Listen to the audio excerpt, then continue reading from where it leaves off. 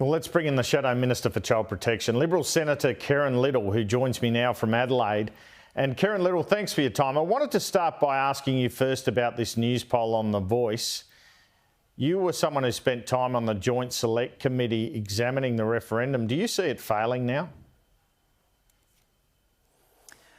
Well, as part of that process, which was all of 6 weeks, 4.5 days of which were examining in detail the words of that are being proposed, we heard from various legal experts that talked about risk, unquantifiable risk and uncertainty, and there was a complete refusal for any compromise, including from Mr Pearson.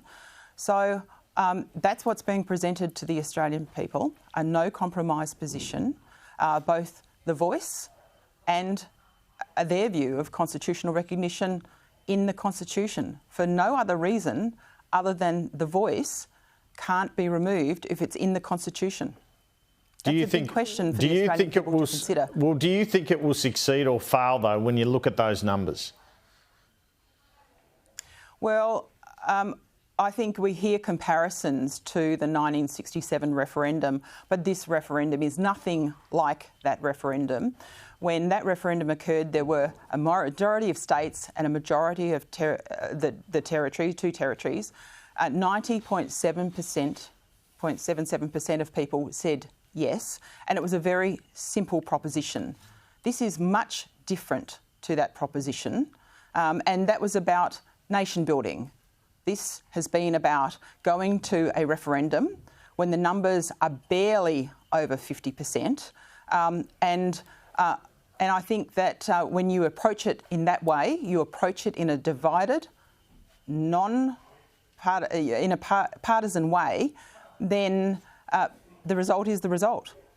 Well, Noel Pearson, you heard him before, he had some pretty pointed remarks about Peter Dutton and his stance on the legislation. He said Mr Dutton had been duplicitous in saying to him that he would not bring a race argument, and then saying in Parliament that this proposal would re-racialise Australia. What do you make of those comments from Mr Pearson?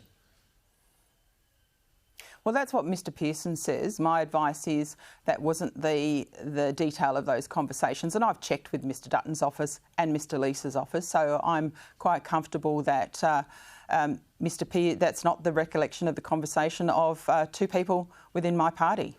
So you don't think that Peter Dutton said that to Noel Pearson? You think Noel Pearson is making it up, or he's misconstrued something? Well, I think that's for Mr Pearson to explain why their recollections of those meetings is different to theirs. I just want to say one of the things that is frustrating for me in the new portfolio areas that I have is that we are talking about this constantly and we're not focusing on some of the really big issues that are affecting people now. The fact that 17 of the Close the Gap targets, there's only 2 that have been met or that are on track.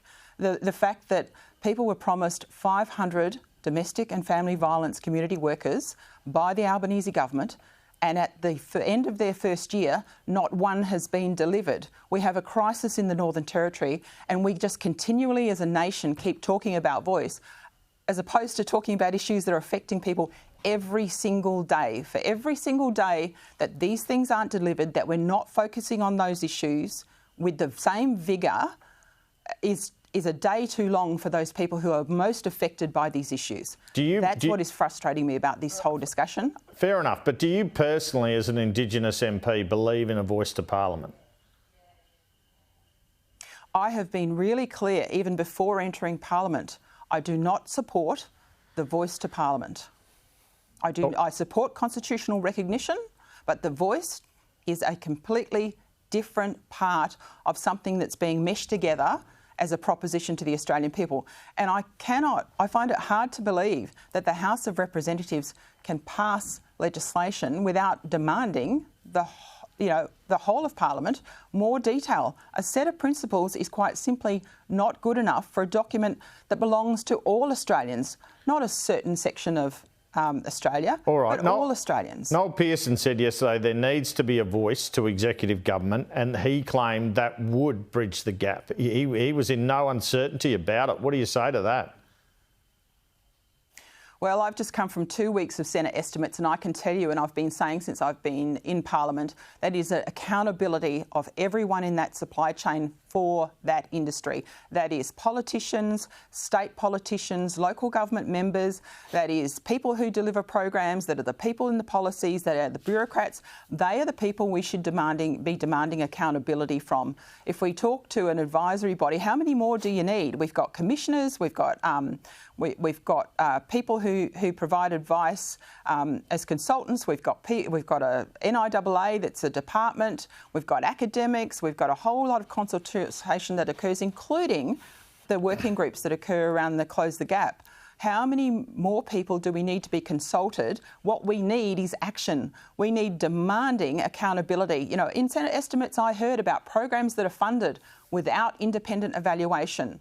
I heard about programs funded, new ideas, without peer review. These are the kind of accountabilities we need to make change for the people who are the most vulnerable, not just talking about it and having another group of people talking to the Commonwealth about issues that are important to Aboriginal and Torres Strait Islander people, because a lot of the money that goes from the Commonwealth goes to the states and territories, and that's where accountability should actually sit, more at the local and the regional level, but that accountability has to be driven by everyone.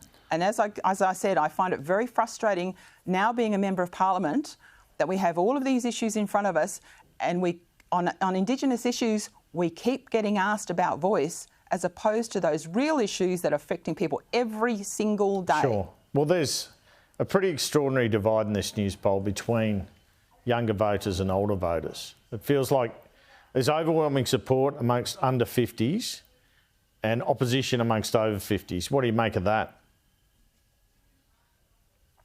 Well, I would encourage people, whatever their age group, wherever they live, whatever they do, to find out information. Have a look at the dissenting report. There are a number of reasons why I personally, professionally and politically don't agree with the Voice. I would encourage people to find out information. Don't just go along with the vibe. Don't just go along with the organisation who says we support the Voice, or your sporting code or your car club that says we support the Voice. Ask them how they arrived at that position. They don't get a vote. The only people that get a vote is the Australian population, each and every one of us. And I'd like to think that Australians will try and inform themselves about what they're being asked. It's not such a simple proposition. People need to understand when they go and place their vote in that box what they're actually agreeing to, because the Constitution has implications for all Australians, not just Aboriginal and Torres Strait Islander Australians, all Australians. And as child protection spokeswoman, I just wanted to ask a reaction to this decision in relation to the Kathleen Folbigg case today. Well, that's a court matter. I know it's been going a very long time, and I look forward to reading some of the detail and understanding a little bit more about what's happened there.